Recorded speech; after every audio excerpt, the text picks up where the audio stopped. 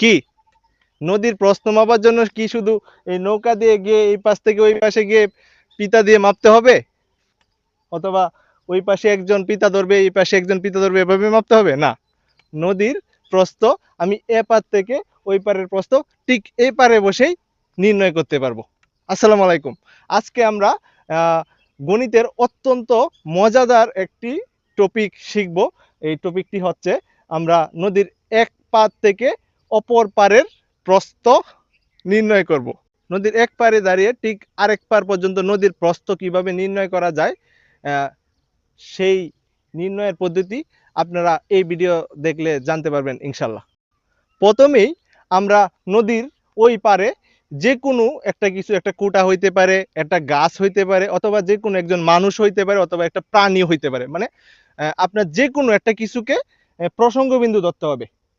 দেখুন আমরা আজকের এই এই ভিডিওতে আমরা ওই যে আমার ঠিক বিপরীত পাশে দেখুন একটা বাঁশের কুটি দেখা যাইতেছে।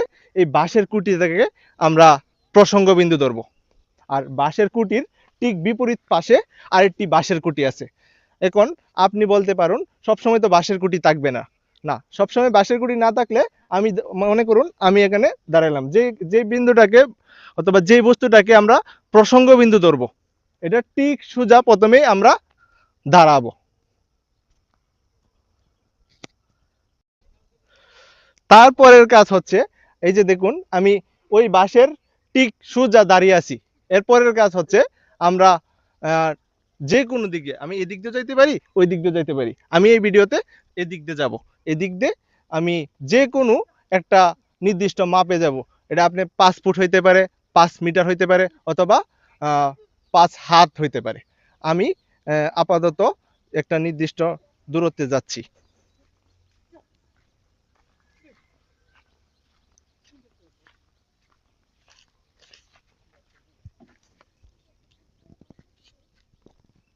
দূরত্বে যাওয়ার পর আমি এই সোজা এই কুটিটি এখানে বসিয়ে দিয়েছি।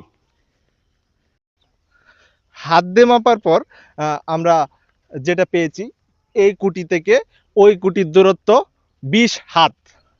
এখন পরের কাজ হচ্ছে আমার, যেহেতু এই কুটি থেকে ওই কুটির দূরত্ব 20 হাত, আমি ঠিক সেম এই কুটি থেকে পরবর্তীতে আবার 20 হাত যাব।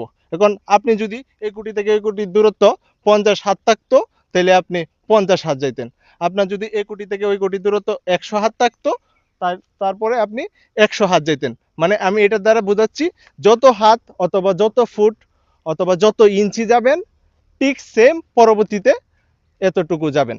এখন আমরা যেহেতু 20 হাত গেছি, এর জন্য আমরা আবার 20 হাত যাবো এখান থেকে।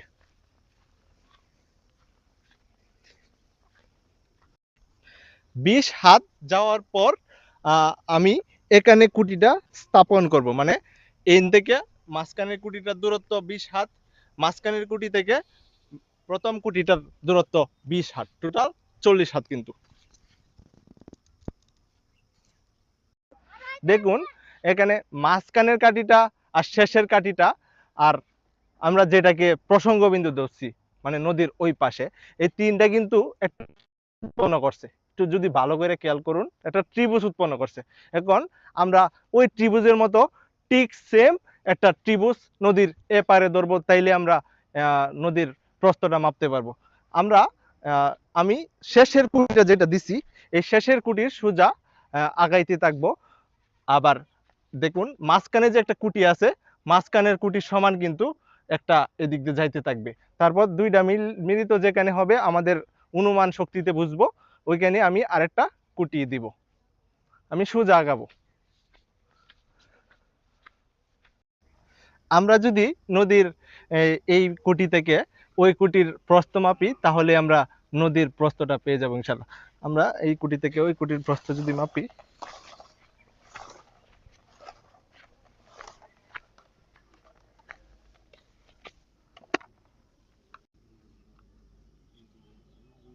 তাহলে তা হয় 38 ফুট। আপনি যদি একটু খেয়াল করেন দেখবেন এটা 38 ফুট। তার মানে এই নদীর প্রস্থটা হচ্ছে 38 ফুট। এখানে আমরা আসলে মূলত নদীতে যতটুকু পানি আছে এই অংশটার প্রস্থটা মাপছি। আমরা কিন্তু নদীর পুরাটা প্রস্থ মাপছি না, পুরাটা প্রস্থ কিন্তু এই পর্যন্ত। আমরা যতটুকু পানি আছে ততটুকু প্রস্থ মাপছি। আশা করি এই নিয়ম ফলো করে আপনি যে কোনো নদীর, যে নদীগুলার অপর পাশ মানে অপর পার নিজের দৃষ্টিসীমার সাহায্যে দেখা যায়, ওই নদীগুলার প্রস্থ নির্ণয় করতে পারবেন ইনশাল্লাহ। সকলকে ধন্যবাদ। আসসালামু আলাইকুম।